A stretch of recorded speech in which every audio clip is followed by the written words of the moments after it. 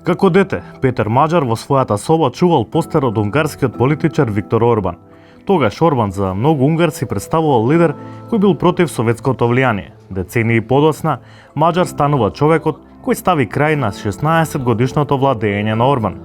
Тоа му успеа на 45 годишна возраст, но тој никогаш не важел за аутсайдер. Со години Маџар бил дел од системот. Потекнува од угледно семејство на адвокати и судии од Будимпешта. Студирал право, се приклучил на партијата Фидес на Орбан и повеќе од 2 децении бил во кругот на унгарската владеачка елита.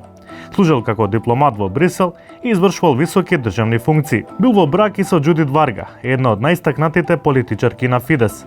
Однадвор оставал впечаток на длабока вкоренетост во естаблишментот на власта, но потоа се случи пресвртот. На почетокот на 2024 година избувна голем политички скандал, кога се откри дека тогашната претседателка Каталин Новак помилувала човек поврзан со прикривање на злоупотреба на деца во државна институција.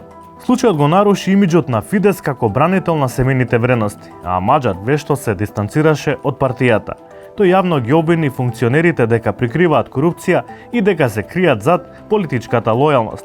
На 11 февруари 2024 година, веднаш по ставките на Новак и Варга, Маџар даде шокантно интервју, кое брзо стана вирално. Одеднаш како периферен, но инсайдерски играч почна да открива како функционира моќта зад сцената. Зборуваше за корупција, концентрација на богатство и систем затворен за обичните граѓани. Според аналитичарите, тоа му донесе кредибилитет, особено кај конзервативците. Набрзо потоа Маџар го презеде центар-десниот политички блок. На изборите за Европскиот парламент во 2024 година, неговата ТИСА освои речиси 30% од гласовите, со јасен сигнал дека политичкиот песаж се менува.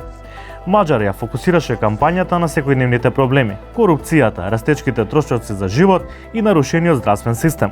Приземениот пристап му помогна да изгради широка поддршка и да го забрза својот подем. Оно што започна како раскол во владеачката елита, стана најсилниот предизвик за моќта на Орбан во последните години. Детето кое некогаш му се восхитувало на конзервативниот премиер, порасна и стана човекот кој го симна од власт.